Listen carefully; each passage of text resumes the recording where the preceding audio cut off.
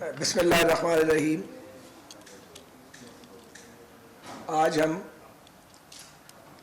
यहाँ चाइना की renowned company CRRC की मैन्युफैक्चर्ड हाई स्पीड कोचेज़ के हवाले से एक तकरीब में इकट्ठे हैं। मैं पाकिस्तान रेलवेज़ की जानिब से CRRC की कंपनी, उनके स्टाफ का और रेलवे अफसरान का जिन्होंने कोऑर्डिनेशन करके इस प्रोजेक्ट के पहले फेज़ को मुकम्मल किया, शुक्रिया अदा करता हूँ।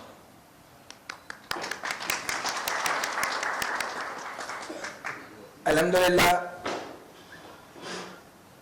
46 कोचेज़ पाकिस्तान आ चुकी हैं। ये प्रोजेक्ट 2017 में कंसीव किया गया और मुझे अच्छी तरह याद है कि हमने रेलवे हेडक्वार्टर्स में बैठ के इसकी क्लासिफिकेशन की कि कौन कौन सी कोचेज़ रेलवेज़ को चाहिए होंगी और उसकी तफसीलात भी मैकेनिकल इंजीनियरिंग डिपार्टमेंट के साथ बैठ के तय की। 2021 में ये वायदा साइन हुआ जो मेरे ख्याल में 2018 में साइन हो जाना चाहिए था और अब तक सारा प्रोजेक्ट मुकम्मल हो जाना चाहिए था, लेकिन तख़ीर हुई बहुत ज़्यादा। उसकी वजह से इसकी कॉस्ट भी बिलियंस ऑफ रुपीज़ बढ़ चुकी है, जो एक अलग मसला जिसको अब हम हल करने की कोशिश कर रहे हैं। इस प्रोजेक्ट की जो सेलिएंट फीचर्स हैं और जो अहम बात है वो ये है कि ये कोचेज़ जो CBUs हैं, complete build units, these are only 46। तो जो रेस्ट ऑफ कोचेज़ हैं वो हमारी अपनी पाकिस्तान में इंशाअल्लाह ताला बनेंगी, जो हमारी कैरेज फैक्ट्री है इस्लामाबाद की, CFI जिसे कहते हैं, और साथ ही ट्रांसफर ऑफ टेक्नोलॉजी होगा। हुआ है इस TOT के बाद इस किस्म की कोचेज़ के लिए रेलवेज को CBUs लेने की ज़रूरत नहीं होगी, ये पाकिस्तान में बनेंगे इंशाअल्लाह ताला। लेकिन मैं रेलवे इंजीनियरिंग डिपार्टमेंट को ये गुजारिश करता हूँ कि वो भी मेहरबानी फरमा के, अब जबकि आपको TOT भी आ रही है, अगले चंद माह में मिलेगा आपको ट्रांसफर टेक्नोलॉजी, आपको कुछ मशीन्स भी मिलेंगी इस सिलसिले में जदीद, और आपकी जो कैरेज फैक्ट्री है वो अपग्रेड होगी, उससे आपकी भी जो क्राफ्टमैनशिप है वो बेहतर होनी चाहिए और आपके अखराजात कम होने चाहिए। ये नहीं होना चाहिए कि जितने में यूनिट चाइना से बन के आ रहा है उतने में यूनिट पाकिस्तान की लोकल फैक्ट्री में बने, क्योंकि आपकी लेबर उनकी लेबर के मुकाबले में बहुत उसके अखराजात कम है। ये ऑलरेडी भी मैं आपसे गुजारिश कर चुका हूँ, पिछले टेन्योर में भी मैं आपसे इस बात पे दरख्वास्त भी करता रहा हूँ, झगड़ता भी रहा हूँ। अब आप मेहरबानी करें और आप इस पर नज़र करम फरमाएं, और अगर TOT अल्हम्दुलिल्लाह हो रहा है और आपको मौका मिल रहा है, रॉ मटेरियल चाइना से आएगा, असेंबलिंग मुकम्मल तौर पे यहाँ पे होगी और कुछ लोकल पार्ट्स भी आप इसमें यूज़ करेंगे इंशाअल्लाह ताला। ग्रेजुअली हम इसको आगे लेके जाएंगे। तो ये एक बड़ा इनिशिएटिव है जो हमारा जो बड़ा अहम प्रोडक्शन यूनिट है रेलवेज का CFI, उसको वो इम्प्रूव करेगा। इस मौके पर मुझे रेलवे के हवाले से कुछ और बातें भी करनी है। एक तो मुझे ये गुजारिश करनी है कि पिछले दौर में हम एक प्रोजेक्ट बना रहे थे, अगर आपको याद हो, मुझे अच्छी तरह याद है, वो 300 लोकोमोटिव्स का प्रोजेक्ट था और उसका बैकग्राउंड ये था कि बजाय 10-10, 20-20 लोकोमोटिव्स के प्रोजेक्ट बनाने के और फिर बने बनाए लेने के, हम जो हमारी लोकोमोटिव फैक्ट्री है रसालपुर में, उसके अंदर एक लॉन्ग टर्म प्रोजेक्ट लाएं और साथ ट्रांसफ़र ऑफ टेक्नोलॉजी की बात करें। उसके लिए हमने चीनी कंपनियों से भी बात की, अमेरिकन कंपनीज़ के साथ भी बात हुई, फिर वो बात बीच में रह गई और अभी तक हम लोकोमोटिव के लिए पाकिस्तान से बाहर देखने पर मजबूर हैं। इस बार वक्त बहुत कम है, पहले पूरे 5 साल थे। 5 साल में आपका एक रिफॉर्म्स का एजेंडा होता है जो आप बनाते हैं और एक रोड मैप बनाते हैं। हम जाने से पहले अल्लाह को मंजूर हुआ तो 10 साल का रोड मैप डिज़ाइन करके जाएंगे अगले 10 साल के लिए। ये बहुत ज़रूरी है। मीडिया के तवज्जुह से मैं पूरी कौम को ये गुजारिश करना चाहता हूँ कि बहुत बात की जाती है कि रेलवे का डाउनफॉल है, रेलवे सिंक कर रही है, तो पाकिस्तान के तो सभी इदारे सिंक कर रहे हैं, इसलिए कि पॉलिसियों का तसलसल नहीं है। जो ही एक हुकूमत जाती है और दूसरी आती है वो अखाड़ पछाड़ शुरू कर देती है। अखाड़ पछाड़ बंद करनी होगी। पाकिस्तान बड़े सीरियस इकोनॉमिक क्राइसिस में है, मजाक नहीं है, बहुत सीरियस प्रॉब्लम है ये, और अदारों को चलाना मुश्किल हो गया है। सच्ची बात यह है कि जिस अंदाज में पहले रेलवे चल रहा था उस अंदाज में चलाना मुमकिन ही नहीं रहा, हमारे पास रिसोर्स ही नहीं है। जो पीएसटीपी है वो हम 43 बिलियन पे ले गए थे, और अगर ये बीच में खराबी पैदा ना की जाती और एक प्रोजेक्ट लॉन्च ना किया जाता डिरेलमेंट के लिए इलेक्टेड गवर्नमेंट को, तो हमारा पीएसटीपी इस वक्त 100 बिलियन पे होता और हमारी इनकम भी जो थी वो 100 बिलियन प्लस होती। लेकिन जहाँ छोड़ के गए थे उसमें सिर्फ 4 अरब का 4 साल में इजाफा हुआ। हर बरस रेलवे को 12-14 बिलियन का रेवेन्यू ऐड करना है, ये एक पेस हम सेट करके गए थे। 18 बिलियन से 54 बिलियन पे छोड़ के गए थे, जब वापस आए तो 58 बिलियन पे खड़ा था 4 साल के बाद। अब हम फिर दोबारा कोशिश कर रहे हैं। तो हम अपने, मुझे अच्छी तरह याद है अपने दौर में 150 के करीब लोकोमोटिव हमने नए, और जो रिहेबिलिटेट किए थे 150 से ज़ायद 160 के करीब, वो हमने फ्लीट में ऐड किए थे। उसके बाद 4 साल में एक लोकोमोटिव रिहेबिलिटेट नहीं हुआ, एक नया ऐड नहीं हुआ, एक नई कोच नहीं आई, ML1 वहीं पड़ा रह गया जहाँ छोड़ के गए थे। बड़ी लंबी लंबी बातें की जाती थी, बुलाएं ना उन लोगों को जो बातें करते थे, उन्हें बिठाएं हमारे साथ और वो मीडिया के सामने कौम को बताएं कि रेलवे के हवाले से बात कर लें या एविएशन मेरी जिम्मेदारी और सवाल है, किया क्या आपने सवाए कबाड़ा करने के, सवाए तबाही फैलाने के। 10 लाख लोगों का रोजगार वाबस्ता है इस रेलवे के साथ। इंडियन रेलवे देखें वो बामे रूज की तरफ जा रही है, बांग्लादेश की रेलवे हमसे बहुत आगे निकल गई है, हम दायरे में सफर करते जा रहे हैं, हम पीछे जा रहे हैं, क्यों?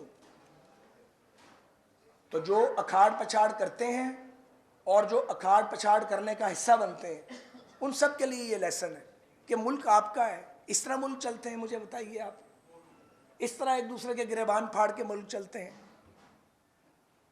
जो रेलवे के अफसरों के साथ किया गया, जिस तरह उनकी तजलील की गई, इनमें एक से एक आला अफसर मौजूद है, ये सब अंडरपेड है, एक मजदूर से लेके तो सेक्रेटरी रेलवेज तक।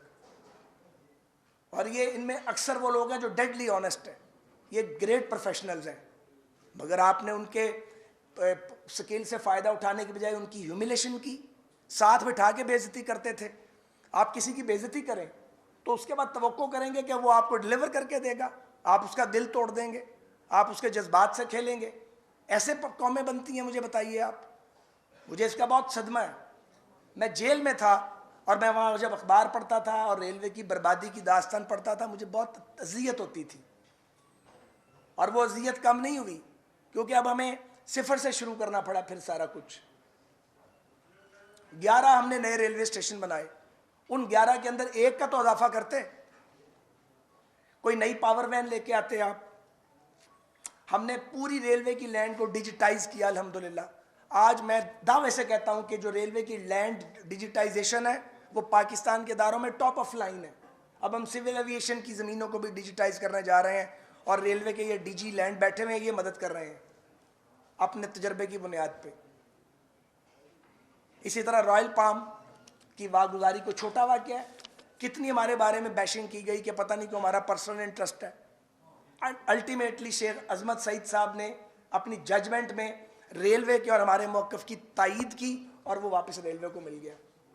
और अब हम कोशिश कर रहे हैं कि वो सुप्रीम कोर्ट के अहकामात की रोशनी में उसको किसी टॉप ऑफ लाइन कंपनी को, कंपेटिटिव बिडिंग हो रही है उसकी, आजकल प्रोसेस जारी है, मिल जाए ताकि वहाँ से रेवेन्यू आए। 3 बड़ी अहम बातें हैं रेलवेज़ के लिए। एक, रेलवे लैंड्स जिसके बारे में 4 अहकामात हैं ऑनरेबल सुप्रीम कोर्ट के। एक हुक्म यह कहता है कि सूबे रेलवे की ज़मीनें रेलवे के नाम करें, बलूचिस्तान और केपी ने कर दी, पंजाब और सिंध ने नहीं की, गलत किया।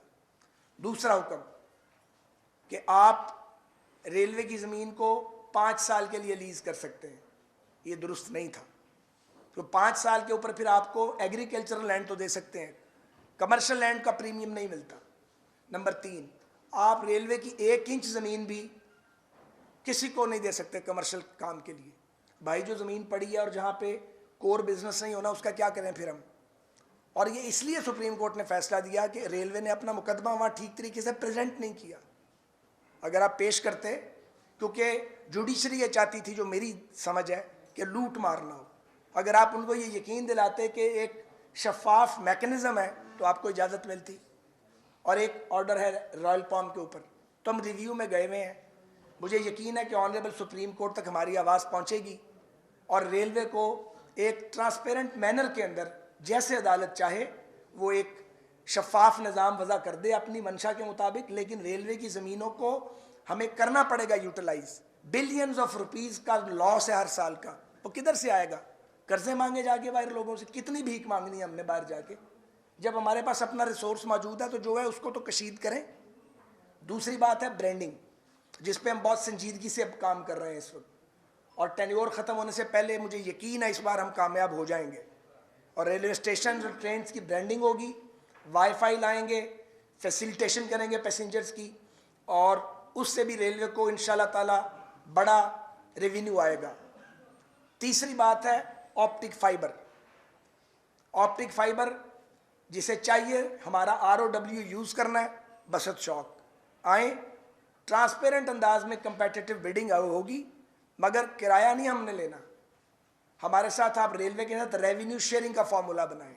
मैं ये बार बार जान के कह रहा हूँ मीडिया के ज़रिए, ताकि तमाम स्टेक होल्डर सुन लें कि वो रेलवे की जगह से अपनी वो केबल गुजारने के लिए ये जो पर मीटर किराए वाली पॉलिसी है, ये ख़त्म हो गई है भाई। वक्त ज़ाया ना करो और ना प्रेशराइज करवाने की कोई किसी को कोशिश करे, किसी ने होना ही नहीं है। तो आप रेवेन्यू शेयरिंग के साथ आएँ, हमसे बिजनेस करें, हमारे साथ, हमें रेवेन्यू चाहिए।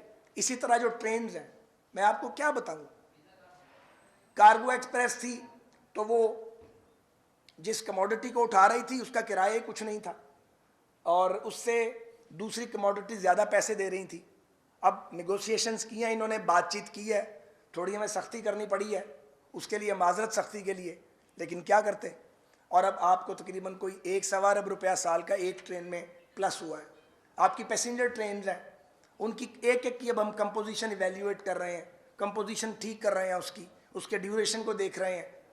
कोई ट्रेन जो लॉस मेकिंग होगी वो नहीं चल सकती इस वक्त। हमारे पास तनख्वाहों के पैसे नहीं हैं, पेंशन के पैसे नहीं हैं, तो खसारे वाली ट्रेनें कैसे चलाएं? यहाँ पे एक साहब होते थे, रोज़ नई ट्रेन चलाते थे, रोज़ नई ट्रेन चलाते थे। फिर स्वाति साहब आए तो मैंने उनको फ़ोन किया, मैंने कहा स्वाति साहब, खुदा का वास्ता ये खसारे की ट्रेनें बंद कर दें, आप वज़ीर हैं। उन्होंने मेरी बात को सुना गौर से, लेकिन एक साहब सेक्रेटरी होते थे, वो किसी चलने ही नहीं देते थे, उनका रेलवे से कोई लेना देना ही नहीं था। उन्होंने खाना ख़राब कर दिया सारे रेलवे के महकमे का, दोनों वज़ीरों को मिसगाइड किया। कुछ वो खुद मिसगाइड होना चाहते थे, कुछ वो साहब थे, वो रेलवे के अफसरों की सुनते नहीं थे, रेलवे हेडक्वार्टर की बात कोई नहीं सुनता था। छोटी सी वजारत है, सारे फैसले वहाँ पे होते थे। इस तरह होता कहाँ, मुझे बताएं। जो आज हमें कहते हैं कि जी आपसे मुल्क नहीं चलता, वो बताएं उन्होंने खुद क्या किया था। उनसे तो एक अदारा नहीं चल पाया। आए बैठ के मनाजरा करें ना मेरे साथ, आप अपनी लाएं वज़रा को जो रेलवे चलाते रहे हैं। रेलवे के स्पेलिंग आते हैं, पता है रेलवे होती क्या है, चलती कहाँ से या रुकती किधर है आके। ये बड़ा कॉम्प्लिकेटेड काम है, यह रूह फरसा काम है, रूह खींच लेता है इंसान की। रात तक ये सारे बैठे रहते हैं, हफ्ते वाले दिन भी छुट्टी नहीं करते, ये इतवार को भी छुट्टी नहीं करते। फेडरल गवर्नमेंट का हर अदारा खुलता है, हर अदारा बंद होता है हफ्ते को, रेलवेज नहीं बंद होता, हेडक्वार्टर खुलता है। ये सारे मेरे दोस्त 20 बीट रिपोर्टर बैठे हैं सारे, ये इसके गवाह हैं।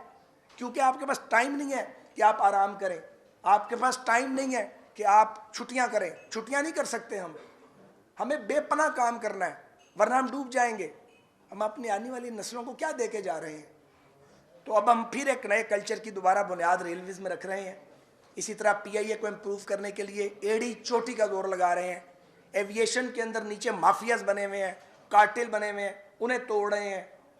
एक्सटर्नल प्रेशर आ रहा है, उसको फेस कर रहे हैं। रेलवे में तो प्रेशर ही कोई नहीं है जो एविएशन में प्रेशर है। या तो लोकल कार्टेल्स का मुकाबला है, वहाँ कोई और मुकाबला है। वो सारा काम चल रहा है, तो अड़े हुए हैं और डटे हुए और जमे हुए हैं अपनी जगह पे। तो मैं आपसे गुजारिश करूँगा, बहुत मुश्किल हालात है, यकीन करें, बहुत मुश्किल हालात हैं, बहुत मुश्किल हालात हैं। पैसे हैं ही नहीं, बिल्कुल हम मफलूकुल हाल हो गए हुए हैं, फांक हो गए हुए हैं जिसे कहते हैं। तो जाफरी साहब मुझे कह रहे थे जी अभी कि जी वो कानून के तहत 15% अगर रेलवे चाहे तो ज़्यादा मंगवा सकता है ना, आप सब जानते हैं जो ये कह रहे थे। तो मैंने इन्हें कहा पैसे तुसी दोगे, स्कोप बढ़ा दें, हम तो बढ़ाना चाहते हैं स्कोप। तो अगर फाइनेंसिंग अरेंज कर दे आपकी कंपनी सॉफ्टवेयर टर्म्स के ऊपर तो सोचा जा सकता है, लेकिन सामान भी दें और पैसे भी साथ ही दें। तो रेलवे को तो डेफिनेटली कोचेस चाहिए और हम अब अगली मनसूबाबंदी रेलवेज़ के लिए अल्हम्दुलिल्लाह कर रहे हैं। अभी कल हमारी बात हो रही थी, आए हुए हैं एक और कंपनी के नुमाइंदे यहाँ बैठे हुए हैं, तो हम इनसे बातचीत करते हैं, बात सुनते हैं, क्योंकि हमें शेंटिंग लोकोमोटिव्स भी दरकार हैं। वो हमारे पास आपको पता नहीं है, 3000 हॉर्स पावर का पुराना लोकोमोटिव जब ट्रेन खींचता है तो उसकी जो ऑपरेटिंग कॉस्ट है वो कहीं से कहीं चली जाती है। दुनिया में हाइब्रिड लोकोमोटिव्स आ गए हैं। मैं आपको बता रहा हूँ, अब सबसे पीछे रह गए हैं रेलवेज़ के अंदर, सबसे पीछे। क्यों रह गए हैं सबसे पीछे? क्यों नहीं हम जा सकते आगे? अब ML1 पे चाइनीज़ लीडरशिप का शुक्रिया कि वो मान गए हैं ML1 को दोबारा, वरना तो वहाँ पे चीनी सरमायाकार अब एक यन लगाने के लिए पाकिस्तान में तैयार नहीं था। 6-7 माह एफर्ट करनी पड़ी आके, तब जाके वो मान गए हैं कि हम ML1 को दोबारा करते हैं। तो उसके लिए अब दोबारा वो जो यूनिट तोड़ दिया गया था, इशफाक खटक साहब की सरबराही में था, उसको दोबारा बना रहे हैं, दोबारा लीगल डायरेक्टरेट को इम्प्रूव कर रहे हैं, फिर IT डायरेक्टरेट को ऑर्गेनाइज कर रहे हैं। सारा कुछ कर गए थे और भाई अगर इजाफा नहीं कर सकते थे, इन्हें तोड़ने की क्या ज़रूरत थी? रिडैम को तोड़ दी, वो रिडैम को दोबारा बनाई है। अब ब्रांडिंग का काम सारा रिडैम को सुपुर्द करेंगे इंशाल्लाह ताला। तो हम दिन रात एफर्ट कर रहे हैं। मैं यकीन दिलाता हूँ कि रेलवेज़ और एविएशन, PIA जिसका हिस्सा है, और जो लोकल एविएशन इंडस्ट्री है, इसके लिए जो उसका हम करेंगे, जो नेशनल एविएशन पॉलिसी है उसको भी इम्प्रूव किया जा रहा है। वो तकरीबन फाइनलाइज हमारी हो गई है, उसे जल्द फेडरल कैबिनेट के अंदर हम सबमिट करेंगे और जो लूप होल्स से पिछली पॉलिसी में उनको इंशाल्लाह हम कवर करेंगे। बहुत बहुत शुक्रिया।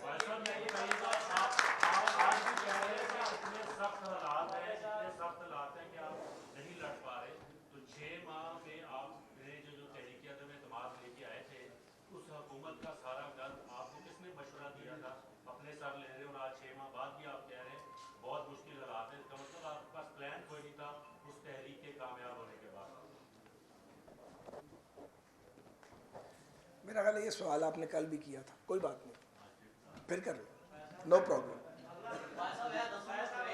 नहीं नहीं नहीं नहीं, नहीं इस तरह नहीं, नहीं ऐसे नहीं मेरी प्यारे भाई, एक एक करके यंग मैन बोलने दें, उसके बाद आपका भी आएगा मौका। गुजारिश ये है कि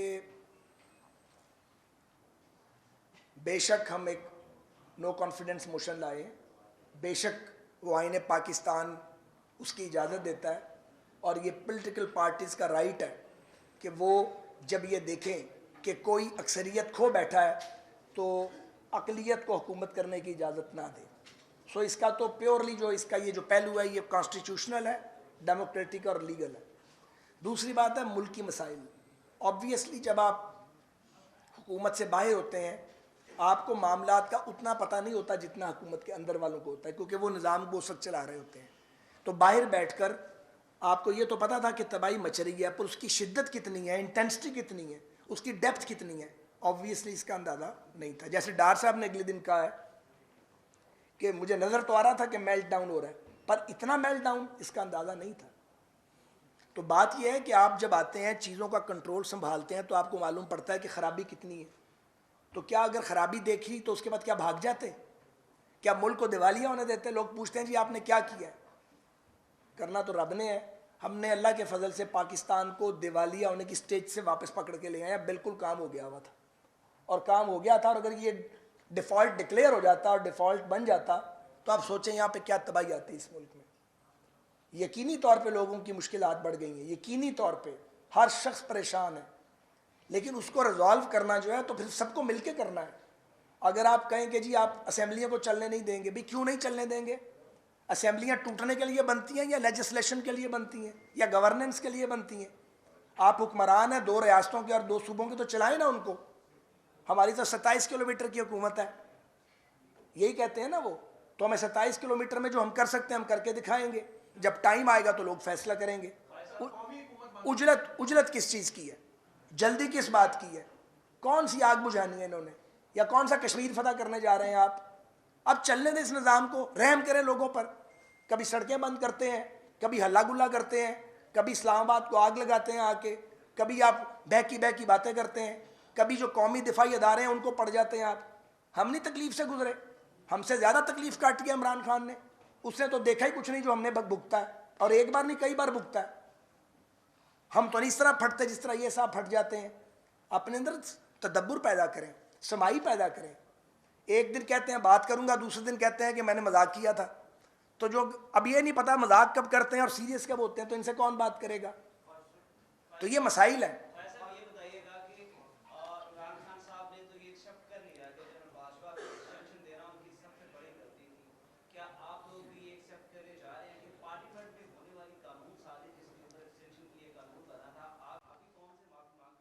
किस बात की भाई? वो एक आईनी बिल था, हमारी क़यादत ने और हम सब ने सोच समझ के फैसले किए थे। हम जेलों में थे, हम एक कहर था जिसका सामना कर रहे थे। उसके बावजूद कोई तलवार थोड़ी गिरी हुई थी कि कोई ज़बरदस्ती वोट ले सकता है। कोई ज़बरदस्ती वोट नहीं ले सकता। एक मिनट यार, बात का जवाब तो दे लें। कोई रोबोट थोड़ी है कि जिनको चाबी लगेगी तो लोग जो है वो दे देंगे। हम जेलों में थे, हमें लोगों ने कहा निकाल के बाहर बुलाया, मैं नाम नहीं लेना चाहता, किरदार भी इर्द गिर्द है। जेलों में थे, बाहर बुला के तो हमें कहा गया कि जी आप फॉरवर्ड ब्लॉक बना दें, आप चीफ मिनिस्टर बन जाएं, आप फलां बन जाएं। हमने तो इधर से सुना, इधर से निकाल दिया, माजरत करके वापस जेल चले गए। आराम से जेल में बैठे रहे, अल्लाह ताला पे छोड़ दी, एक दिन तो निकलना ही था। तो ये बात है, हमें कोई पशेमानी नहीं है अल्हम्दुलिल्लाह। नो कॉन्फिडेंस के ऊपर है और ना जो लेजिस्लेशन है उसके ऊपर है। ये एक ही आदमी है जो रोज़ कहता है मुझसे गलती हो गई, रूस जाना मुझसे गलती हो गई, आर्मी चीफ की एक्सटेंशन मेरी गलती थी। अच्छा भाई, एक गलती की थी भैया, एक्सटेंशन अगर गलती मान ली जाए, खान साहब जैसे फरमा रहे हैं, तो जब दोबारा एक्सटेंशन की पेशकश करने की आपको क्या ज़रूरत पड़ी थी? और आपने वो बंद कमरे में तो किया, टेलीविजन पे आके आपने कहा कि नई हुकूमत आके चीफ की तकरीर करेगी, नए चीफ की। इसका क्या मतलब था? मतलब था कि जब इलेक्शन होगा, नई गवर्नमेंट आएगी तो नए चीफ की अपॉइंटमेंट करेगी। मीनिंग बाय के मौजूदा चीफ चलेंगे, तो जब तक वो रिटायर नहीं हुए आपकी ज़बान बंद थी। एक आदमी रिटायर हो जाता है तो आप तुम्हार गालियों का आप शुरू कर देते हैं। हौसला होना चाहिए। लास्ट क्वेश्चन, मेरा ख्याल है इनमें से किसी एक महीने में आ जाएंगे इंशाल्लाह।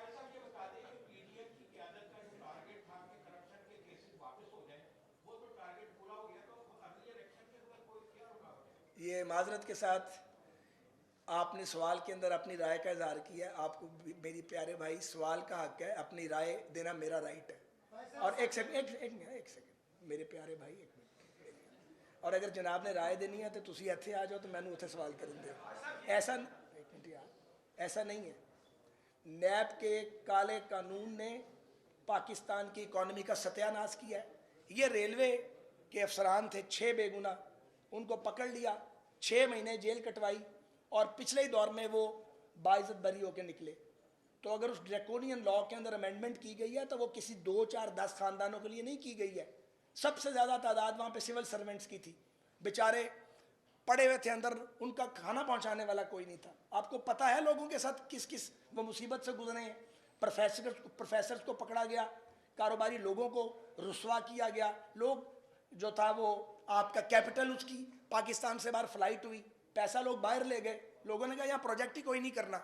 ये नैब का कानून तो परवेज़ मुशर्रफ बना गया था आर्म ट्विस्टिंग के लिए, फिर उसको इमरान ने और उसके सहूलतकारों ने इस्तेमाल किया। शर्म भी नहीं आई उनको इस्तेमाल करते हुए।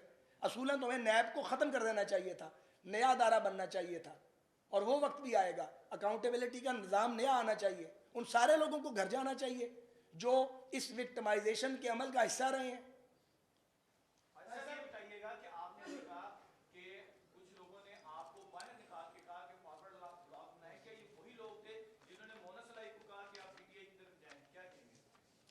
मोनस लाई साहब की क्या कहते हैं, मेरा उनसे कोई लेना देना नहीं है।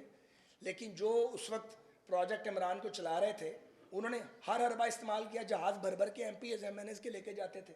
आखिरी बात सुन लें, इनका ख्याल है कि हम इलेक्शन से भागेंगे। हमने कोई नहीं भागना। ना सहूलतकार अवेलेबल है, ना वो जहाज़ अवेलेबल है, ना उन जहाज़ों को भरने वाले अवेलेबल हैं। तो अगर आप यतीम होके सियासी यतीम के तौर पर इलेक्शन लड़ना चाहते हो, आएँ। हम तो सारी ज़िंदगी यही काम करते रहे हैं। बहुत शुक्रिया।